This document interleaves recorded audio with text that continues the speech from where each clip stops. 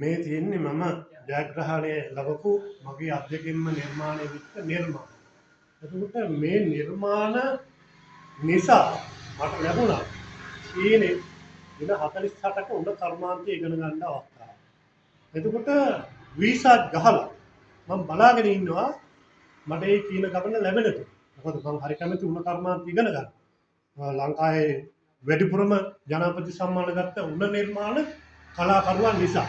ඉතින් නමුත් මම බලාගෙන හිටියට මම වීසාත් ගහලා ඒ බලනකොට නිලධාරීන් ගිහිල්ලා.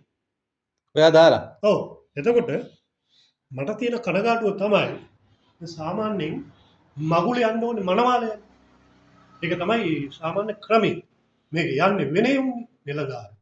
බලධාරී. කිසිම ප්‍රයෝජනයක් නැති කට්ටියක් නිකන් රට ගිහිල්ලා පොඩි ජොලියක් දාලා එනවා. විනෝද වෙනවා. මම ගියා නම් උණ කර්මාන්තයේ දින 48ක් ඉගෙනගෙන ඒකෙන් ගන්න පුළුවන් දේවල් මම ලංකාවට ගෙනල්ලා ලංකාවේ උණ ගහට වැඩි අගයක් එකතු කරන්න මට පුළුවන්කම තිබුණා. ඒ අවස්ථාව මට ලැබුණා නම් මේ නිලධාරීන් ඇත්තටම උණ කර්මාන්තය ඉගෙන ගන්න නෙවෙයි යාලා යන්නේ. යාලා යන්නේ පොඩි සංචාරකයෙක්. ගිහිල්ලා ඔය මොනාරි shopping ගිහිල්ලා. එහෙම එන්න තමයි නිලධාරිය යන්නේ. අනගාටුදායක සිද්ධිය.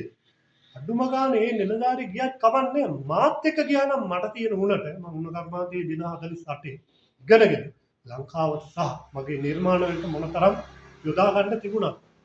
ඒක තමයි තියෙන කඩකාටුදායක. ඔය සිද්ධිය වෙන්නේ කොයි කාලෙද? මේක වෙන්නේ සති දෙකක සංචාරයක් මට ඇවිල්ලා මට නොලැබුණා 2009.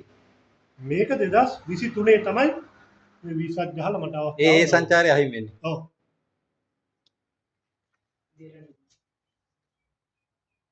එතකොට මේ සම්බන්ධයෙන් යම් කිසි කෙනෙකුට පැමිණිල්ලක් කරාද යම් ඒක නෑ මේ සම්බන්ධව කිසිම කෙනෙකුට කියලා වැඩක් නෑ. මොකද ඒ සංචාරේ ගිහිල්ලා ඇවිල්ලා. තවත් තියෙන කනගාටුදායකම සිද්ධිය තමයි ඒ චීනයේ සංචාරය කරපු ආර්මික සංවර්ධන මණ්ඩලයේ නිලධාරියා ලංකාවට ඇවිල්ලා මට කෝල් එකක් දෙනවා. මිස්ටර් වසන්ත මට පොඩි උදව්වක් කරනවද? මම ඇහුවා මොකද්ද? චීනයේ ඒ පසුවිපරම් කණ්ඩායමක් එනවා ලංකාවට. ඔබතුමාගේ නිර්මාණ වල ෆොටෝස් ටිකක් මට දෙන්න පුළුවන්ද කියලා. මං හැබැයි ඒ වෙලාවේ අමතපු ඇමතීම මට මේ වොයිස් කට් එකට දෙන්න බෑ. ඒ තරම් බොහොම සුද්ධ ඒ තරම් සුද්ධ සිංහලෙන් මං ඇමතුවා. මට හරි කනගාටුයි. මං කල්පනා කරා ඇත්තටම මම මගේ තියෙන මේ කරුමයකට මේ ලංකාවේ ඉපදුනේ. ඒ තරම් කනගාටු සිද්ධියක්. ඇත්තටම සුදුසාට සුදුසු තැන නොලැබීම තමයි අද වර්තමානයේ මේ ආර්ථික තත්ත්වයේ මේ කොරෝනා වලින් පස්සේ නැත්තම් මේ ලංකාවට උදා වෙලා තියෙන තත්ත්වයට වග කියන්නේ. දැන් ඔබ ඔය කියන විදිහට වර්තමාන ආණ්ඩුවෙන් ඔබ මොකද්ද බලාපොරොත්තු වෙන්නේ? මම වර්තමාන ආණ්ඩුවත් බොහෝ දේවල් දේශීය හත්ත කර්මාන්තේ නගා සිටුවීම පිළිබඳව බොහෝ දේවල් කියලා අපිට ලොකු සිහින පෙන්නුවා.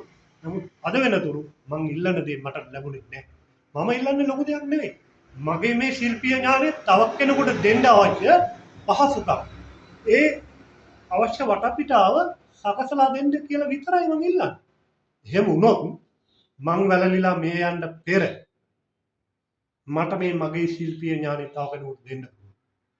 එතකොට එයා සමහර විට මට වඩා ලොකු දක්ෂ කෙනෙක් වෙන්න පුළුවන්.